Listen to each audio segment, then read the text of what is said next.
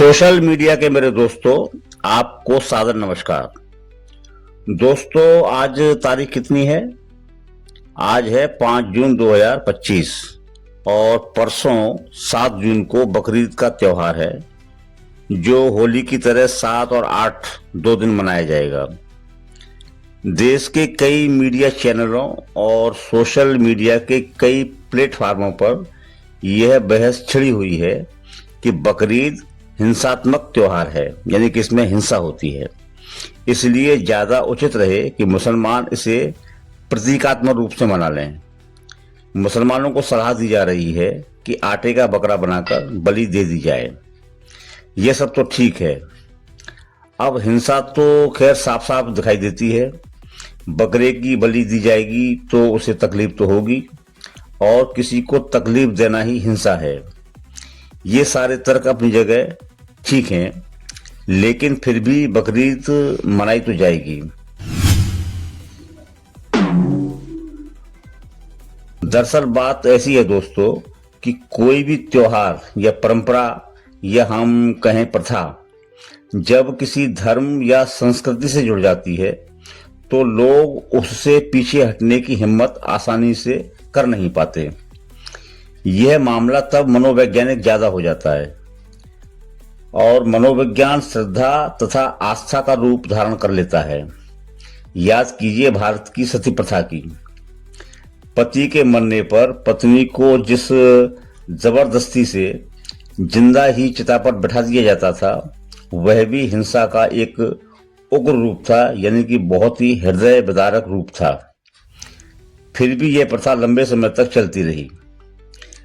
राजा राममोहन राय ने ब्रिटिश हुकूमत के साथ इस प्रथा पर रोक लगाने की कोशिशें की तो लोगों ने इस रोक का पुरजोर विरोध किया। 18वीं सदी में उसके आखिर में बंगाल में एक अजीम शख्सियत उभर कर आई, राजा राममोहन राय, जो अपने आप में नई और पुरानी तालीम के संगम थे। वो महज एक विद्वान या विचारक नहीं, बल्कि सबसे पहले एक सुधारक थे। सती प्रथा के खिलाफ जो आंदोलन उन्होंने किया, उसी की बिना पर अंग्रेजी हुकूमत ने इस प्रथा पर पाबंदी लगाई। छोड़ दो इन्हें। भगवान, ये क्या कर रहे हो? छोड़ दो इन्हें। अबे नास्तिक है, हटाओ इसे यहाँ से। ले चलो। अरे छोड़ दो इन्हें। राजा राममोहन राय के परिवार वालों तक ने सती प्रथा का समर्थन और प्रतिबंध का विरोध किया था। तो धार्मिक नजरिया किसी भी परंपरा और त्योहार के प्रति ऐसा ही होता है। इसी तरह से हम तमिलनाडु के जल्लीकट्टू पर्व को भी ले सकते हैं। यह पर्व या परंपरा तमिलनाडु की संस्कृति से अपना जुड़ाव रखती है, और शायद पोंगल त्योहार से भी इसका जुड़ाव है। पशु क्रूरता को सही आधार मानते हुए 2006 में मद्रास हाई कोर्ट ने जल्लीकट्टू पर प्रतिबंध लगा दिया था। किसी भी धार्मिक परंपरा पर प्रतिबंध लग जाए तो लोग फिर किसी की नहीं सुनते। लोगों ने जब विरोध किया तो राज्य सरकार हाई कोर्ट के फैसले को सुप्रीम कोर्ट में ले गई। सुप्रीम कोर्ट ने भी 2014 को अपने फैसले में जल्लीकट्टू को बैलों के प्रति क्रूरता मानते हुए प्रतिबंध को जारी रखा। सरकारों को भीड़ के आगे झुकना पड़ता है, इसलिए तमिलनाडु सरकार 2017 में प्रतिबंध हटाने के लिए अध्यादेश ले आई। उसने विधानसभा में इस बाबत जो है विधेयक भी पास करा लिया, और फिर सुप्रीम कोर्ट को भी अपना प्रतिबंध हटाना पड़ा।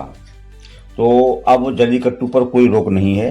यह पर्व बदस्तूर जारी है, हर साल मनाया जाता है। बताया जाता है कि बैलों को काबू करने वाले इस खेल में बैलों को चोटें तो खैर आती ही है, कभी कभी बैल मर भी जाते हैं, यानी उनकी मौत भी हो जाती है। इसलिए अब बकरीद में हिंसा हो तो हो, बकरीद का पर्व तब तक मनाया जाता रहेगा जब तक राजा राममोहन राय जैसा कोई सुधारक मुस्लिम समाज में ही सामने नहीं आएगा।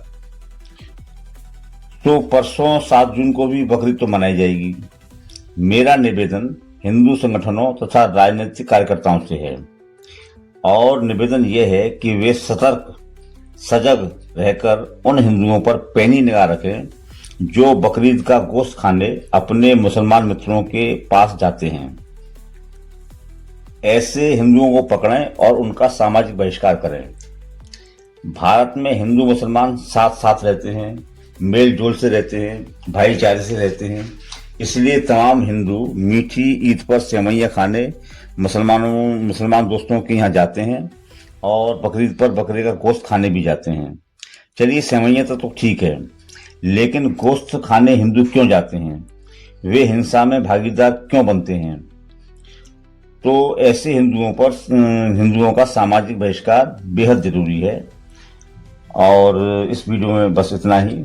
मेरा आग्रह है दोस्तों कि ऐसी ही वैचारिक चर्चाओं में बने रहने के लिए मेरे चैनल को सब्सक्राइब करें, घंटी का बटन दबाएं, वीडियो को ज़्यादा से ज़्यादा शेयर करें।